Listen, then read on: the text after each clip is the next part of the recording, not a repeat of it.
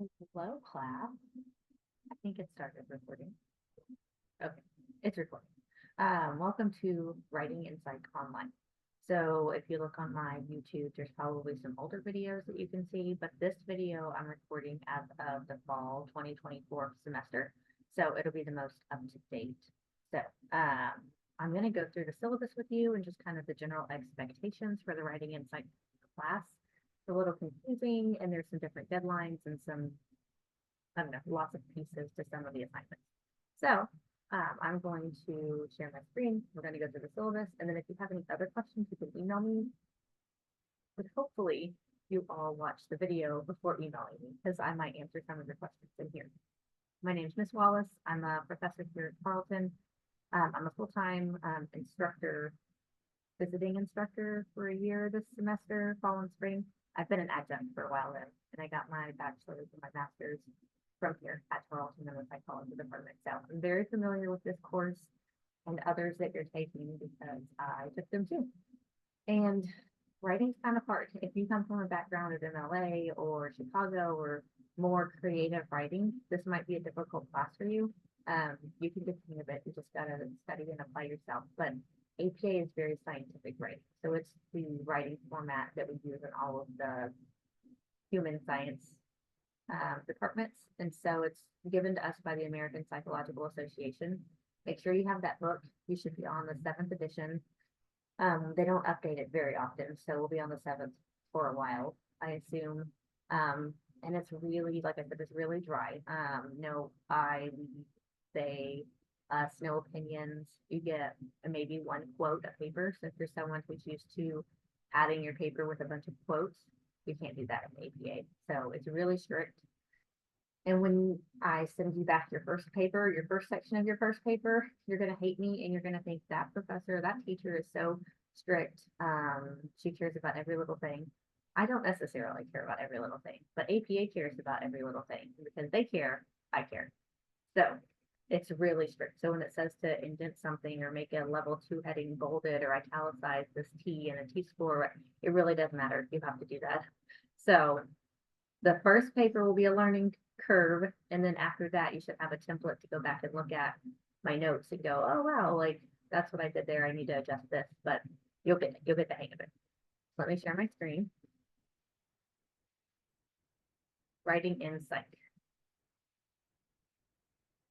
This is the 0201, but the content is pretty much the same. So this will be the video I show in all of the writing courses that I'm teaching. So here are my office hours this semester, fall 2024. If you're watching this in a different semester, email me or look at the syllabus for my office hours, math 349. Here is my email. I prefer that you email me. I do have my cell phone number here because I'm crazy, but that's only if you really need to talk to me about something really urgent. Email me at the university email. That's the best place to contact me. However, I'll respond same day, the next day at the latest. If it's a weekend, that next Monday.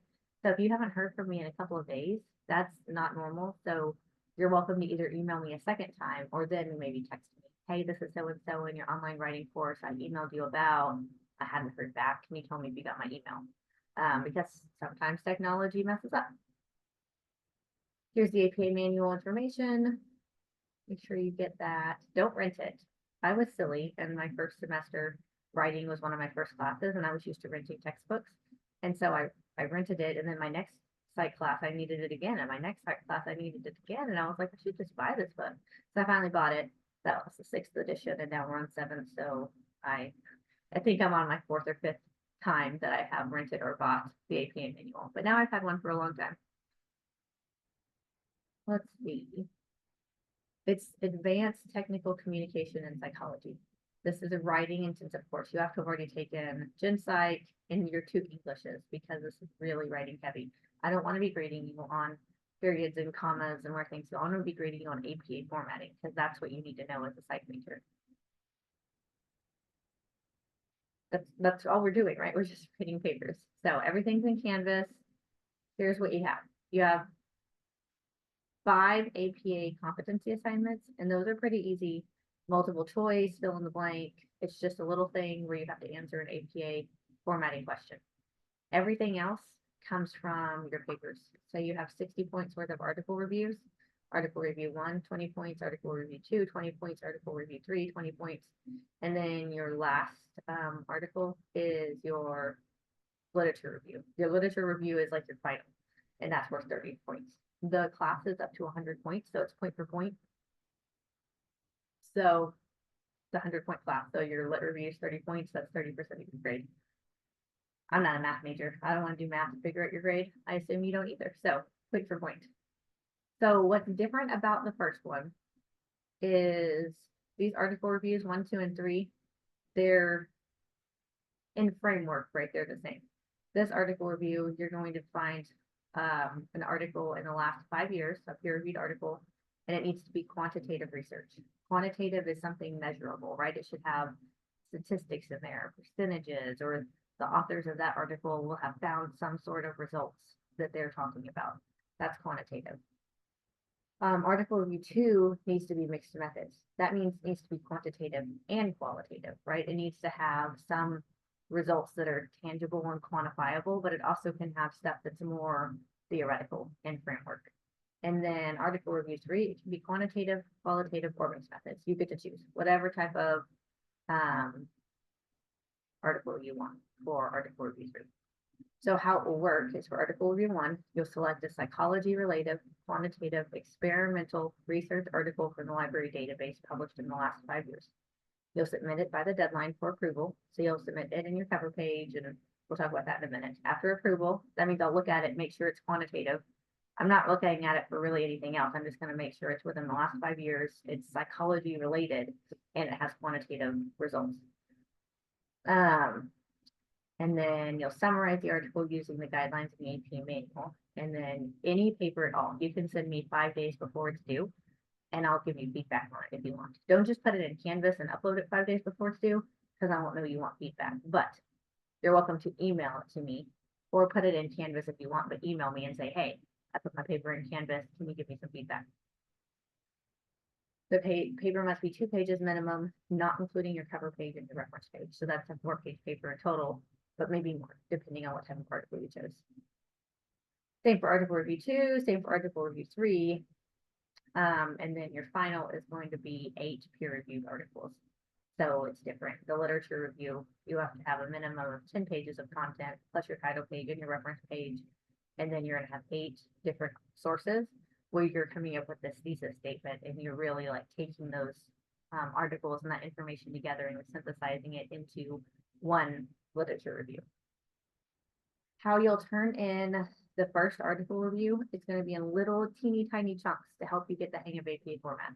You're going to turn in the topic, like the article that you're choosing, the PDF of the article. I actually want to see the article to make sure it meets the standards, the cover page and the reference page, and that'll be worth 2 points.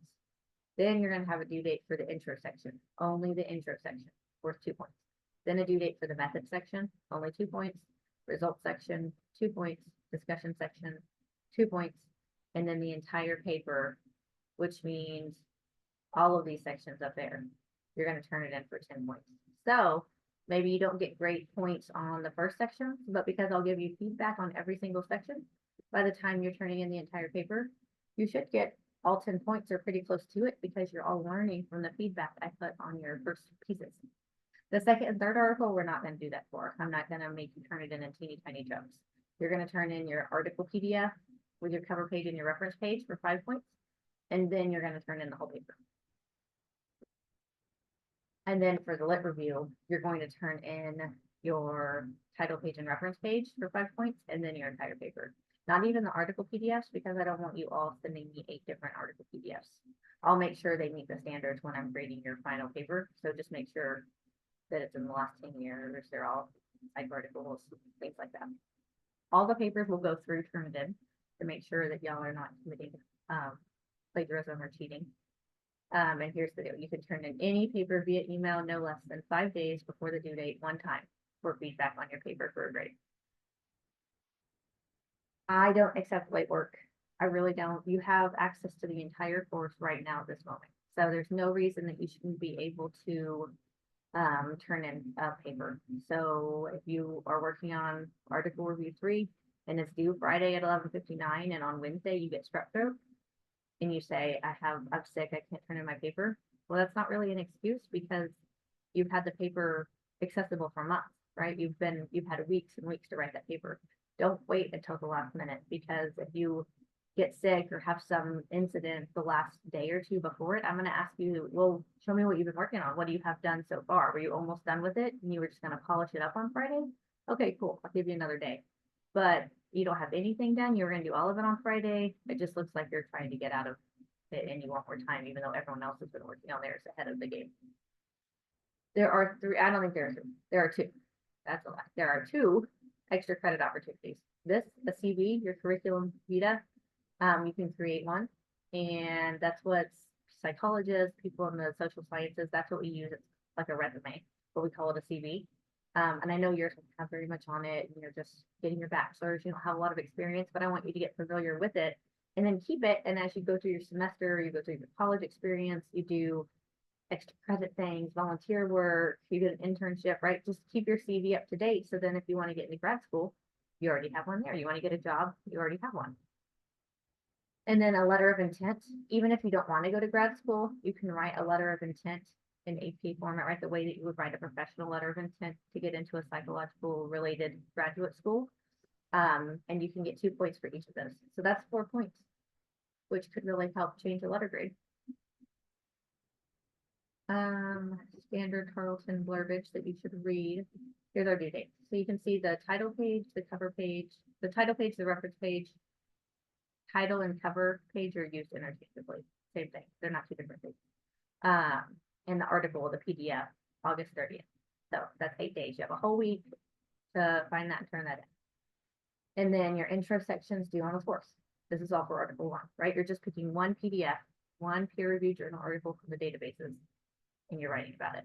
But not in your opinion. You're saying very scientifically, right? Smith and colleagues sought to find a connection between sugar consumption and grades amongst elementary school students. Smith and colleagues, blah, blah, blah, right? It's just citing. All APA is, really, it's just citing sources. So-and-so and so-and-so did this. Smith and colleagues found this. Future psychologists should look at the connection between to add to the literature in blah, blah, blah. It's a very dry, it's a very wordy, but it's not personal at all. Method sections due on September 9th, then the results sections due on September 13th, then the discussion section, which is really the bulk of the paper, is due September 16th. Here you see your APA assignments. They're all due on Wednesdays. So number 1 is due the 18th, number 2 is due October 2nd. Those are all due on Wednesdays. Assignment 3, assignment 4, assignment 5. Excuse me. Anyway, back up here. And then, so you've turned in your discussion section here on Monday, September 16th. I'm going to grade like a crazy lady that whole week. And hopefully by that next Monday, have everyone's discussion sections back to them. So you have a few days to tweak it based on my comments and my feedback, so that Friday, September 27th, you can turn in your entire first paper. And then at the end of that weekend, article review 2, the PDF, the cover page, and the reference pages are due. And you're like, man, I just turned in that paper and now 2 days later, you need something else from me. You don't have to wait until Monday, September 30th to turn in your PDF if that stresses you out.